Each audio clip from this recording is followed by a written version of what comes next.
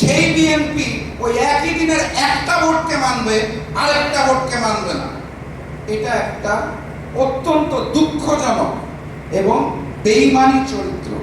আমি মনে করি গণভোটে 70% মানুষ যেই রায় দিয়েছে সংস্কারের পক্ষে, সেই প্রায় 70% মানুষের সাথে বিএনপি সরকার চূড়ান্তভাবে বেঈমানি করেছে এবং এটার ফলাফল তাদের সামনে দিতে হবে, এটা আমি বিশ্বাস করি।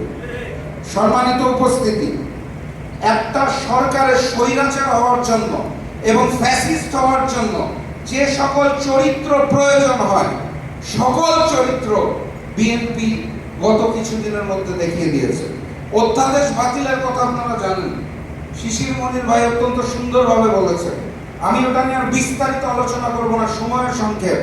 আমি শুধু বলতে চাই কেন আমি বললাম যে একটা সরকারের স্বৈরাচার এবং ফ্যাসিস্ট হওয়ার জন্য যা যা প্রয়োজন সব তারা করে ফেলেছে। খুব সংক্ষেপে, তারা গণভোট অধ্যাদেশ সংস্কার চায় না বলে বাদ দিয়ে দিয়েছে।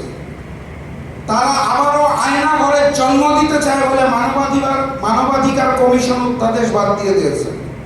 তারা গুমের সংস্কৃতিতে ফিরে যেতে চায় বলে গুম প্রতিরোধ ও প্রতিকার অধ্যাদেশ বাদ দিয়ে দিয়েছে। তারা পুলিশকে বিরোধী দল দমনে কাজে লাগাতে চায় বলে পুলিশ কমিশন অধ্যাদেশ বাদ দিয়ে দিয়েছে।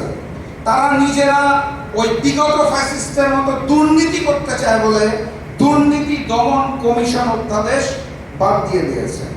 তারা বিচারিক ব্যবস্থাকে নিয়ন্ত্রণ করতে চায় বলে সুপ্রিম কোর্টের বিচারক নিয়োগ অধ্যাদেশ বাদ দিয়ে দিয়েছে। শেখ হাসিনার আমলের মতোই বেগমপাড়া বানানোর জন্য, টাকা লুটপাটের জন্য এবং পাচারের জন্য মাইক্রো ফাইন্যান্স ব্যাংক ও ব্যাংক রেজুলেশন অধ্যাদেশও বাদ দিয়ে দিয়েছে। বাদ কি থাকবে?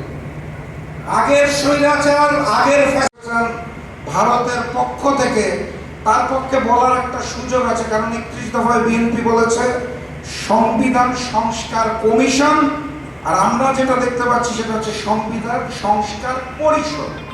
অতএব উনি তো পেঁচ ধরায় খুব ওস্তাদ, উনি বলতেই পারে আমরা তো কমিশন বলেছি, আমরা পরিষদ বলি না। এটা একটা সুযোগ তাদের রয়ে গেছে। একই দিনে যখন আমরা দুইটা ভোট দেখতে পেলাম, একটা ভোটের উদ্দেশ্য ছিল আমরা সংসদ গঠন করব।